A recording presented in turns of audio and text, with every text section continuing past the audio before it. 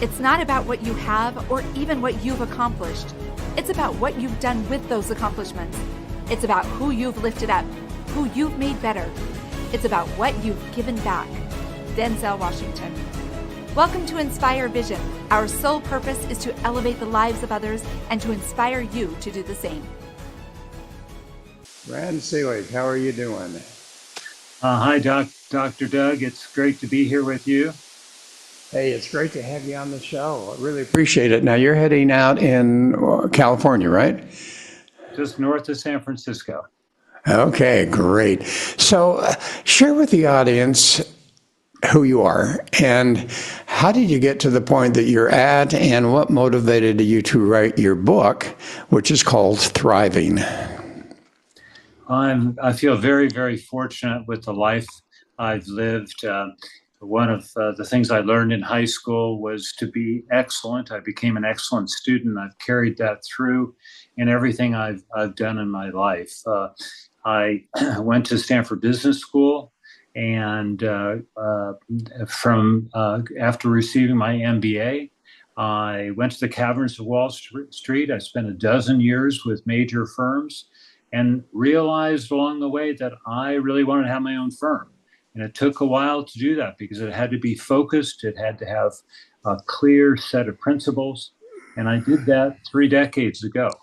I have a fantastic wife, 43 years now, and 2 marvelous kids. And I've served on a lot of boards over the years. I've been a Scoutmaster, a Little League coach, and I like to say I'm a roll up my sleeves environmentalist, doing conservation work as well. Okay, and what motivated you to write your book? Well, the original concept was that it was going to be a legacy project for family and close friends. But as I got more into it and I got feedback from some readers and a content editor who were saying, this is a big book and it really should be out to a lot of people, I switched gears. And I said, well, I want to make a published book. I wanted to have it be really high quality. And off I went. The process started 4 years ago. The book was published last fall, and it's getting amazing reception. So are there any incidents in your life that really gave you that aha moment to write the book and to go into that direction? Because certainly the book is not necessarily about, if I can understand it correctly, it's not necessarily about your success as a businessman, but at the same time, you probably use those stories to help do that. But what is the motivation behind that book to really try to help people in their relationships and those type of things? Well, over the many years and all the different blocks that I've walked around, whether it's in the service world of beyond boards or having clients where I was their most trusted advisor, being a Little League coach or a Scoutmaster, I saw people, and just very, very fine people, stuck in some cases, stuck, maybe confused. And I realized that there were a lot of things I had learned along the way, and I wanted to share some of my observations. So there's a lot of tips, some techniques, some approaches to living life. I like to say that Hamlet, Shakespeare's Hamlet said the big question is to be or not to be. And I say a much bigger question is how to be and how not to be. And that's really what my book is about. Okay, and thriving. So that's the term to how can we really be and become. So yeah. In your concept of success, what is that? What does that mean to be successful in our lives? Well, I push back as hard as I possibly can around what I think our society thinks of as success, which is really very narrowly focused around financial things. Yeah, it's important, of course, to do well and to be comfortable. But after that, the focus needs to really be internal. What is going to drive you forward? What's going to give you purpose? What's going to give you energy? Life is not about longevity. It's about vitality.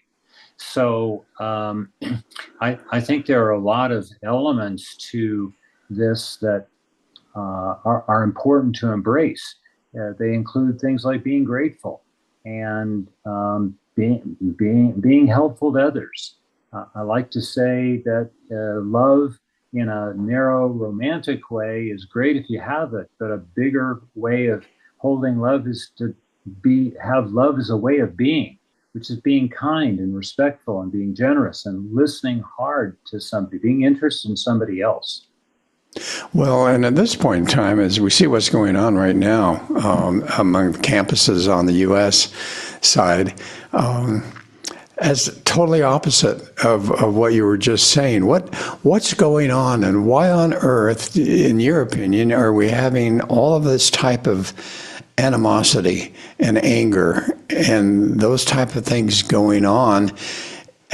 And, I suppose people are trying to say, well, we're going to be successful at accomplishing this and so on and so forth. But what's the deal? What do you find is going on, at least in your opinion, as to why that's happening? And how does that fit into being able to learn how to really be, how to become, how to achieve a true success in our lives? Well, I think thriving is really all about making choices. And when you hold on to the steering wheel and you're driving your own vehicle, you're deciding how fast to go and when to stop and when to turn right and left. And you include being positive. Being positive adds 8 to 9 years to your life. That what you can then stop doing is paying attention to cynicism and really a lot of negative stuff. We're living in a world that's full of cynicism. There's a lot of fear and anger out there as well, which is being fanned.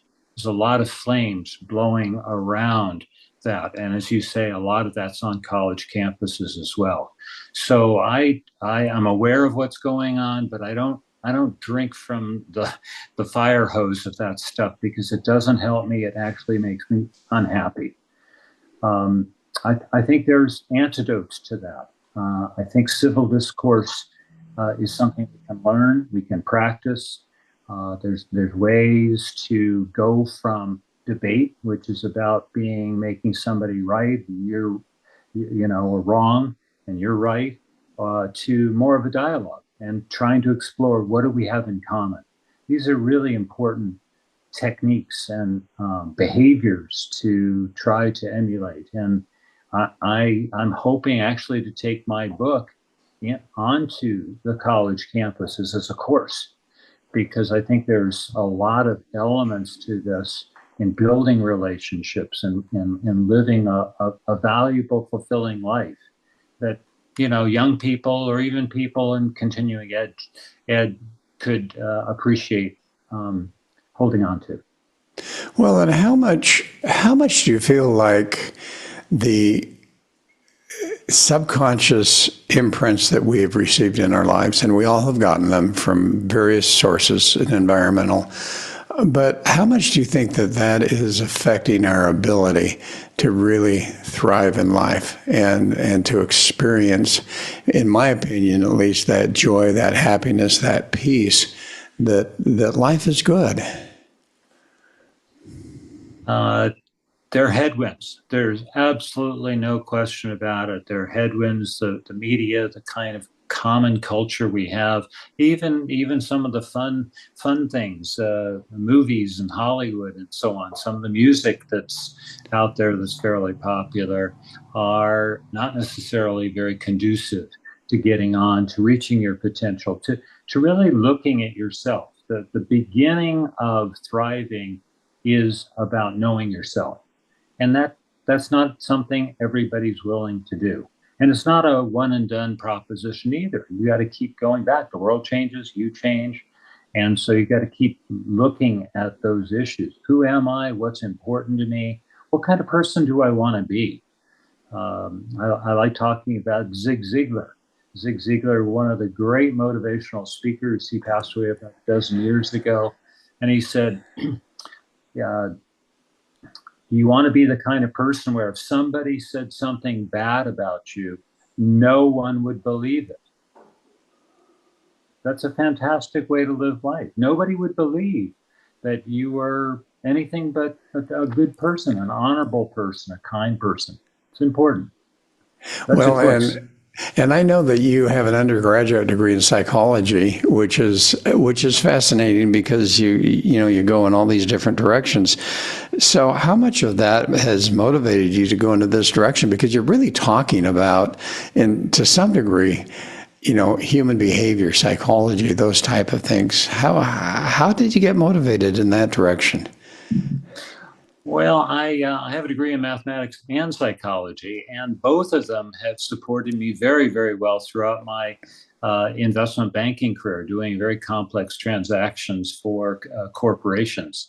And the psychology plays in because my starting place has always been to understand my client's objectives. If we complete a transaction that misses those objectives, it may be checking the boxes in terms of the financial outcome, but it doesn't do what they need to do for them personally or for their employees, it can be not a good situation. And so I've been up close and personal with that issue for many, many decades. And I hold it near and dear to my heart. I want to do the best job I possibly can. This is back to this excellence thing. So I listen hard. I ask really tough questions, and if we don't have answers yet, that's okay. We'll keep talking about it. And I build a trusted relationship with people. They feel comfortable. I'm willing to be vulnerable, so I can tell a story or two about how I didn't know everything, and that wasn't easy for me to do in the early part of my career, but it's getting a lot easier now. And it allows them to open up and talk about what they're concerned about and the worries they have. A lot of privately held companies, being the CEO is a very lonely proposition. And when I come along and we're talking about maybe the most critical transaction of their business lives, wow, I get a lot of their attention. I'll bet. And you talk about a lonely existence in business as a CEO, but how many do you think of us are experiencing in our lives a lonely existence without the business part?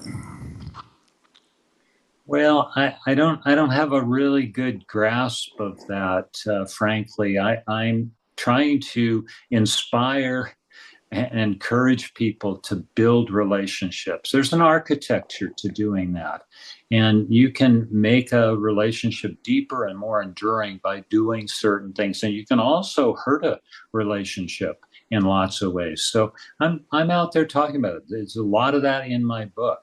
So building relationships is an antidote for being lonely. But at the same time, I think it's really important to spend some time by yourself, maybe taking a walk, being in nature. I consider myself to be a fairly spiritual person because when I'm out in nature, I feel full of wonder. I'm in awe and I feel a lot of humility. Those are all really, really good things to have. And then I can bring it back to me, back into the relationships, back into the work I do, with freshness, with a vigor. Well, and you talk about building relationships, how you can build good relationships or you can actually ruin relationships. And you said that there's some specific, steps that you mentioned in your book. Could you share that with the audience? What are those steps for people to really build good relationships in their lives? Well, I talk about it in the book as a ladder where you meet somebody and you're friendly. It's very casual. But then you see them the next time. Maybe they're a neighbor. Maybe they're part of some group you belong to. Maybe it's a religious institution. And you remember their name. It's really important. And if you have to ask for their name again, that's okay. It's easy to just say, oh, by the way, my name is Rand. Please remind me. I apologize. I've forgotten your name, Doug. Well, of course, I wouldn't say Doug at that point, but but then it begins building a little bit of a bridge. Then you ask them some questions. How long have you lived here? Tell me what you do when you're not here. What's of interest to you? You've always lived here. You just bit by bit. They're simple questions. They're easy. They're not very scary. It's kind of like your favorite color. People are usually willing to say my favorite color is green or blue or whatever it is. It's okay, but you build on that. And then you might get to the point of saying, well, let's do something together. You want to take a walk, or you want to have a cup of coffee, spend a little bit more time than just that 2 minutes, 3 minutes in a sort of casual passing each other by briefly. And you get into deeper conversations. You share more about yourself, what's important to you, and you ask questions. You listen hard. And before you know it, if you're on that path, some people will say, hey, nah, thanks, I've got all the friends I need, or whatever you said is just, fine for you, but it's not of interest to me. That's fine. That's just terrific. That's okay. But other people will be attracted to you. And if you're positive, you're cheerful, you're appreciative, you become attractive. So people say, well, I do want to have that cup of coffee with you. Yes, I do want to take that little walk with you. That'd be fun. Sure. So, how much of this, as you're observing this, and I know you talk a bit about how to strengthen your emotional health. How much of our emotions really affect our experience in life based on your experience, and how do we deal with that? Because there's so many people that I've interviewed who have worked through some horrific emotions and been able to reach a point now where they're doing some real good in the community. But at the same time, I've observed, and I'm sure you have too, that there are others who have allowed those emotions, those imprints, all those things that have happened in childhood and so on and so forth, to literally sabotage their experience in life, and they're not thriving. They find themselves as victims. In fact, they kind of fit into that whole victim mentality, which obviously is not, on an emotional quotient standpoint, is not where they want to be. So how do you find people can really develop their emotional strength and really reach a point in time where they're able to let go of all of that junk and stop the self-sabotaging that's going on? Well, you've just highlighted so many critical ingredients to what emotional health is all about. And let me just go back and spend a minute with several of these. Yes, One please. is stopping self-sabotaging. This is not something that I have ever had to deal with, but I see a lot of other people do, and I continue to be a little surprised by it. Self-sabotaging is you're not even willing to get into the game. You're not going to apply for the job. You're not going to put your hand up and volunteer. You're not going to follow up when somebody says, oh, that'd be nice to exchange emails or whatever, and you say, no, I'm not going to do that. I don't really think the person's interested in me. Well, there's so little risk to trying. If the answer is no, we don't need to. You're not a good candidate for our training program. They really were being just, superficial with you, and they're not going to follow up. You'll find that out soon enough. But maybe there's some nugget of goodies there. So stop self-sabotaging. Shooting yourself in the foot. It's the next worst thing to shooting yourself in the head. So that's one thing.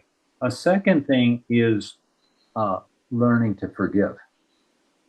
And you talk about childhood and some of these things. A lot of the forgiveness that I hear people talking about goes way back, something that happened when they were kids. I talk about in the book the ACE test, the Adverse Childhood Experiences. It's a very simple test. You answer 10 questions, pretty much yes or no. Did any of these things happen before you were age 18? I scored a 3. And what's amazing to me about this is if you score 4 or more, there's an 80% chance that you will have lifelong mental or physical problems. So it's an important thing. We're getting better at early intervention with that. The other thing's interesting about the ACE test being and all these adverse childhood experiences is that, and we don't understand this yet, is there some people turn into dandelions. They can grow in the cracks of the sidewalk with no water. I'm a dandelion. My sister, I think, is an orchid, a little puff of wind, and she's blown over. Did we grow up in the same household? Yes, we did, but we're very different. We have a different experience of life and a different experience growing up and with our parents. So the whole issue of forgiving, you have to forget other people. You have to just work at it. It's not just snap your fingers necessarily, but you've got to get the point. Otherwise, it's heavy rocks you're carrying around with you, and they can burden you for a long time. And you have to forgive yourself. You know, take a look, be honest. What mistakes have you made? Maybe they were intentional, maybe they were unintentional. You got to say to yourself, hey, what role did I play in that? And own up to it. And then apologize. Make restitution as best you can. But then at the end of the day, whichever kind of thing happened, you learn from your mistakes and you move on. So it's not in the way of you moving forward in life. And then the third thing is, you've mentioned this also, Doc Doug, is letting go. I think a lot of my business success had to do with me being in control. I laid out the program. I knew what was going on. I hired the lawyers. I, dealt with, the accountants. I had a nice relationship with my clients. So they said, well, what should we do next? All that stuff, being in control. I kind of ran my family that way too. But then about a dozen years ago, as my kids were getting married and doing extremely well in life, they were making choices that I would not have made for them. I would not have made for myself, but they were working out for them. And I said, well, they're not asking me my opinion. Well, nor should they necessarily have to. Sometimes they do, sometimes they don't. So I began a process of learning to let go. That's been one of the hardest things I had to do. And I like doing this little exercise. If you want to do it with me, that'd be great. Okay. So you hold your fist up and you're holding on to something. And you see your knuckles. You see the white knuckles there, and you're holding on tight. This might have been going on for weeks or years or decades, and you haven't been able to let go. Then you turn your fist over and you see the knuckles on the other side. Same thing, you've not been able to let go. But now you realize, wait a minute, I'm in charge. I am powerful. I can make some choices. I'm going to decide right now to let go of that.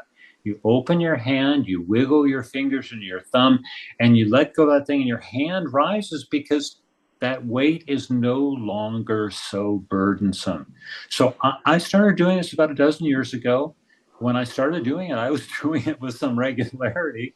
And now I'm doing it, I don't know, every couple of months. But when I find myself, struggling around letting something go, because I'm not in control, I'm not in charge, somebody's not asking my opinion, or my opinion doesn't matter, I do that little exercise and it helps me. I laugh at myself. Well, and that's just a mini exercise. Have you ever gotten into meditation, or have you observed people being able to really learn to let go, to forgive, to go through that whole process through some type of form of meditation or therapy or whatever that happens to be? And actually, your fist example really is a short form of meditation and consciousness and mindfulness. Yes. Well, I agree. I think the whole mindfulness world, in whichever form that takes place, and there are different forms. For me, I think it's primarily being outdoors in nature, and often by myself, and just slowing things down and watching some little bug, watch some flower unfolding, and just I can almost feel my heart slowing down, and breathing and saying to myself, life's good. So and when you do that, yeah, I think you're totally right. This is a really important way of taking care of yourself. Rest rest. People don't get enough rest. I really advocate taking a day off. I don't care how busy you are. I've had a hugely busy, set of things going on in my life for decades. Take one day off a week. No internet, no phone. Yes, eat some yummy food, be with friends, listen to some music, no shopping. Man.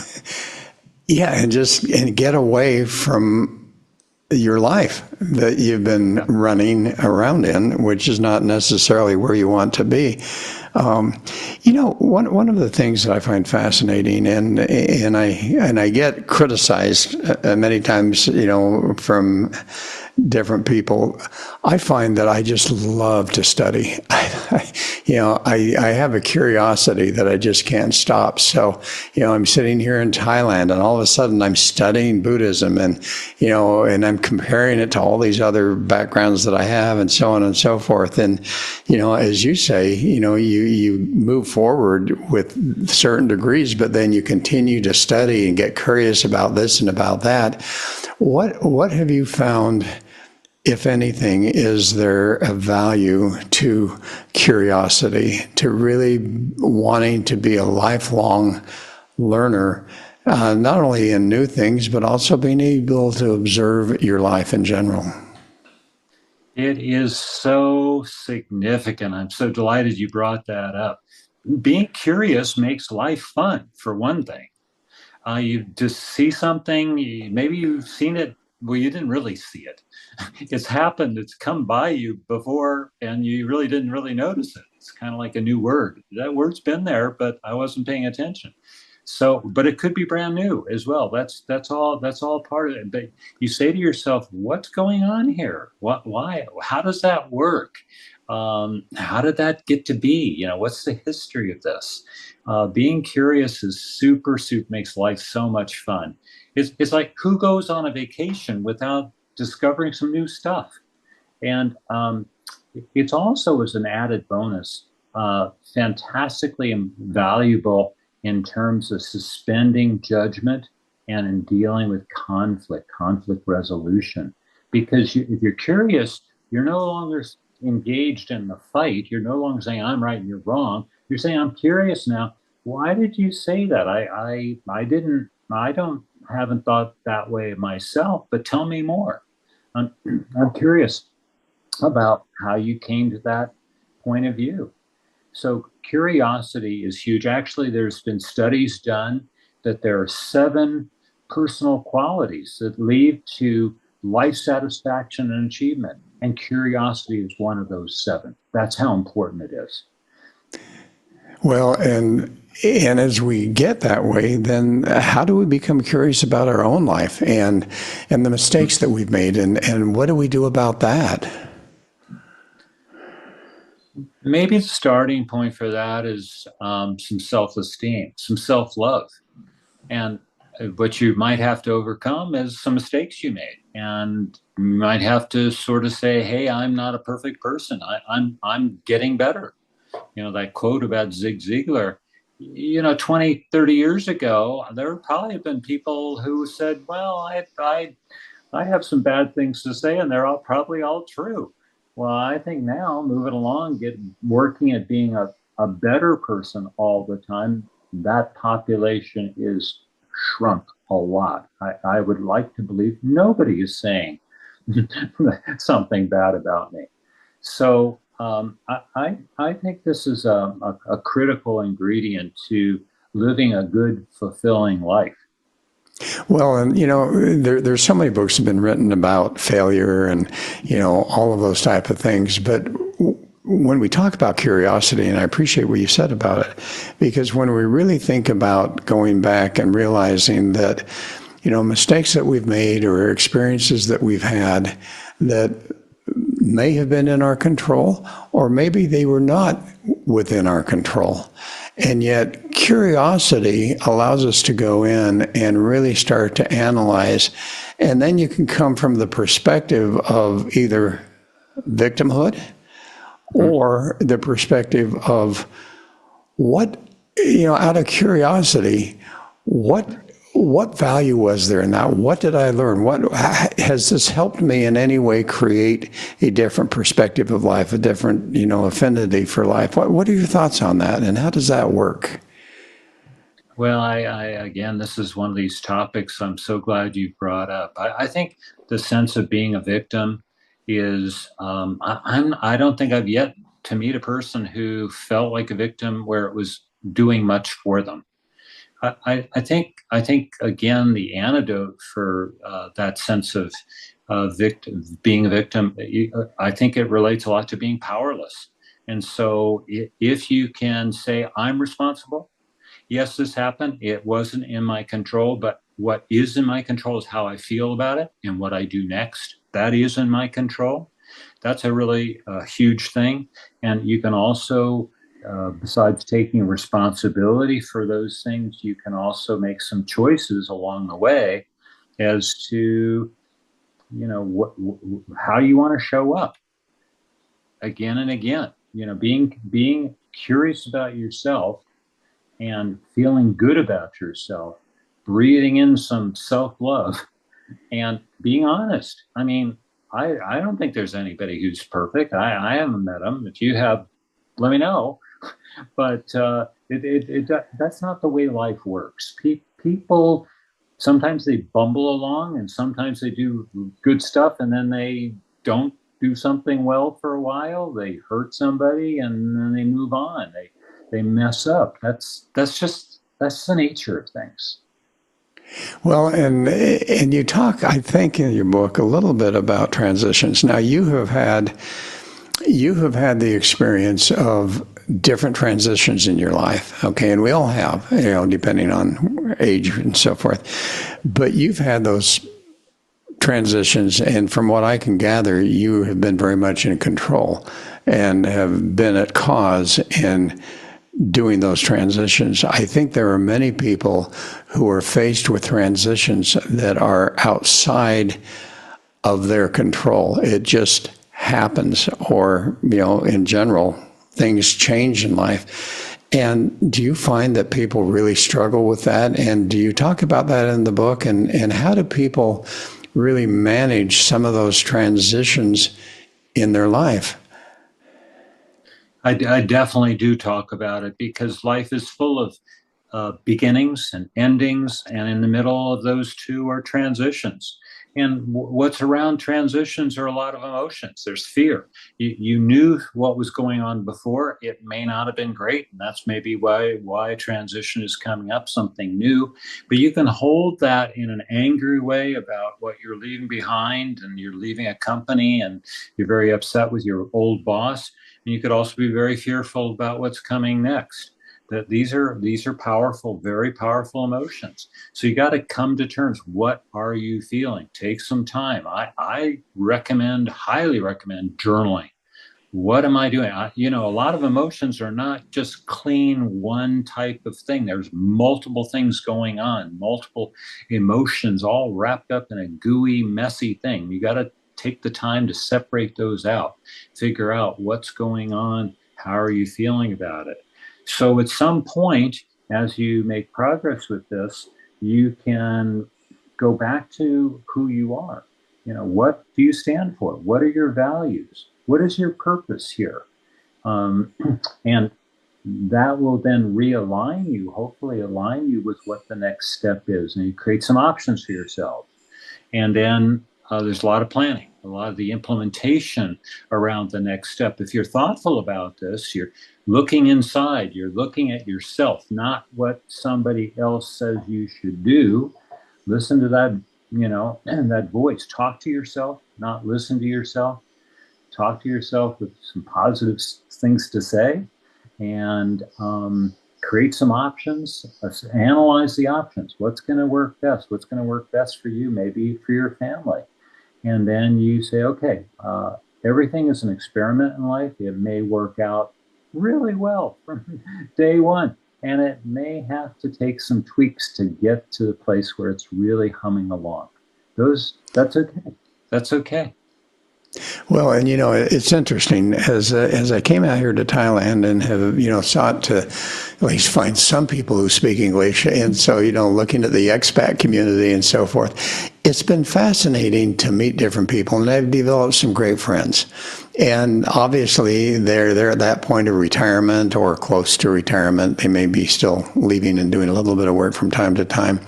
But one of the things I've observed for them, and even for me as I'm out here, is what do I do? Because, I'm no longer doing this profession. I'm no longer doing that profession, which I had done after the first profession and so forth. And yet what I see a lot happening is, and not with everyone, but I see them having, maybe a good day or maybe just relaxing and not doing much. And then in the evening, they're all going to the bars and literally drinking themselves silly. And I look at that, and I think to some degree it's cultural, but in other areas, and I struggle with this sometimes. Is what do I do? I'm no longer doing these other things, and I'm quote retired. What do I do? How do I age well in an environment that really does not necessarily encourage me to do that, and I have to actually take personal responsibility to do that? But how do we do that and being able to continue to live that life of thriving even when we've gotten to the point where we're retired? Yeah. Well, I should say that thriving is the climate and not the weather. So it's the average over time. Anybody can have a bad day. So I just want to lay that out. The second thing that's really important is to make some choices about who you're spending time with. And if you're spending time with a whole lot of people who are retired and really have no purpose and are kind of flat, there's a good chance you're going to kind of follow suit before long. So it's important to surround yourself with some people who are doing interesting things that you're interested in yourself, back to the curiosity thing. And it's important, again, to know yourself. What kinds of things do you find interesting? Are you reading? Are you learning something new? Moving off to Thailand is a fantastic thing. Bravo. There's so many things that are new, I'm sure, for you. And that's good. Now, you mentioned the expat community. I'm guessing that's because that's English, and that's understandable.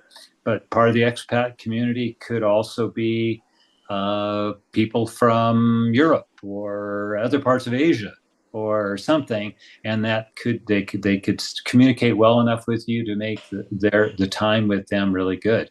One of the things I say about aging well is to have friends of all ages. That's rare. Most folks have friends plus or minus their own age, 5 years, one way or the other of their own age. Very common. You have so many more things that are familiar, music, the growing up, the period of time you're growing up. All those things make it easy. And a lot of people probably have friends from when they were in school. And it's all these decades later, but they made those friends then, and that's who their friends are now. Well, I say, okay, I understand that. I'm not naive about this stuff. But if you have friends of all ages, somebody who's half your age or somebody who's 10 or 20 years older, what's that doing for you? You got to learn some new language, different vocabulary, different ways of talking about things. It's the way they see the world is going to show up in different ways. And that's interesting. And it keeps you fresh if you're asking questions and you're interested in them. And that's the whole crux of this, friends of all ages.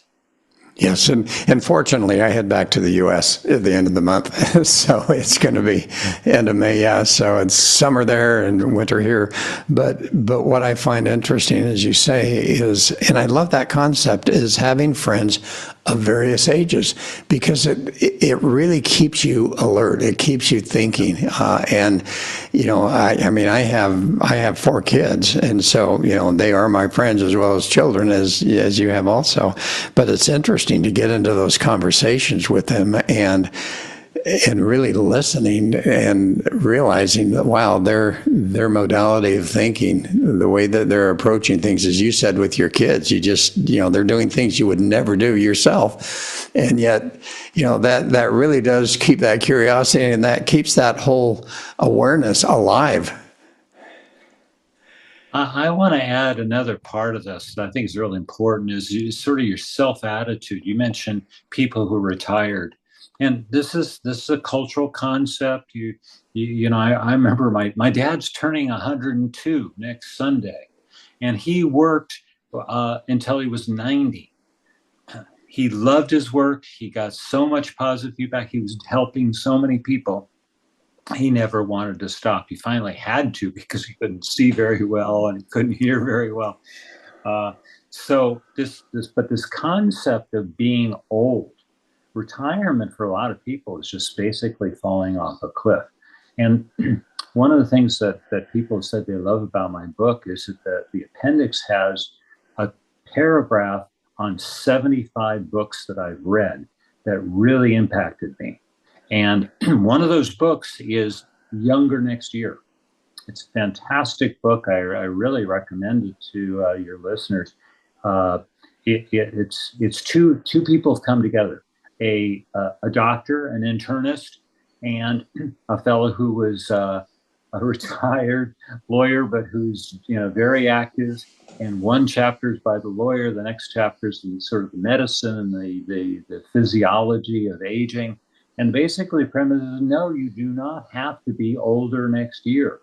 There are things you can do, and part of it's a mindset of saying no. Having friends who are a lot younger helps you. You're not going to show up as the old guy. No, I don't want to be that guy. I want to be coming with something interesting to say, maybe a joke.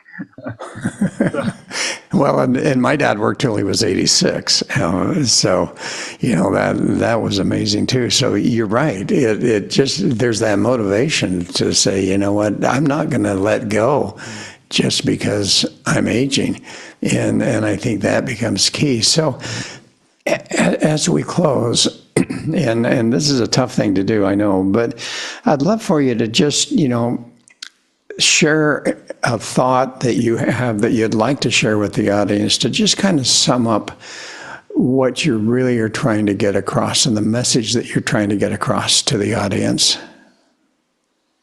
I think the central message in the work I'm doing now and in my book is about the power, the enormous power we have to make choices, which will get us on the road to thriving. These are choices of how we spend our time, who we spend our time with, and even our emotions. That might surprise people, but we have choices about our emotions and especially how we hold on to them. I love it. And how do people find your book? Thank you. Well, you can go. It's of course at Amazon, but it's also at all the independent stores. I will be doing an audiobook this summer. I'm excited about that, but it's in ebook, paperback, and hardcover. And you can also go to my website, my book website, randselig.com, randselig.com. You can order the book there. You can learn more about me, more about what the book is about, some amazing testimonials, a list of podcasts. I'll add yours when it comes out, Doug. And it's great. It's great. So you can go either way. And you can also find me on LinkedIn. Well, and the book that you were talking about, what was the name of that book again that you said was among the list that you had given? Yes. Younger Next Year. Younger Next Year. Okay. And, you talk about Audible. I assume, you're going to do that. It's great. I wonder how many people really think about the fact that as they're driving to work, and particularly those that are commuting in a large city, for an hour or so, and they're just listening to music, they're listening to news and so forth, how much can be gained by listening to books. I try to walk, each morning and for an hour or so. And what I find is if I've got my AirPods in and I am listening to a book, I'm learning, I'm doing something very effectively. And I think, you have brought up such an interesting thing about how important it is to be curious, to read, to continue to discover things about different areas. I like what you're saying, Dr. Doug, and but I also want to say that, and somebody asked me this at one of my book talks recently. He said, "Well, when I go for a walk, I'm always got my earbuds in and I'm listening to a podcast or a book, and is that okay?" And I said, "Yeah, learning, being interested is of course a fantastic thing, but occasionally take the earbuds out." Just slow down, listen to yourself, just enjoy things. Be with yourself, embrace that, and then take a look at that little something going on. Just stop and look at that amazing world we live in. It's so many fascinating nature. Mother Nature's done this amazing thing. Just absorb it. Stop. Yes, just stop and enjoy the environment. I totally agree with you. Well, Rand, thanks so much for being on the show. I really appreciate it. This is fascinating. And folks, I hope that you will, really look at this. And if you find this interesting, get that book and really see if you can discover some things about yourself and find a way to really thrive in your life in a much different way than perhaps you've been experiencing. This is Dr. Doug saying thank you so much for listening. Hope you'll join us again soon.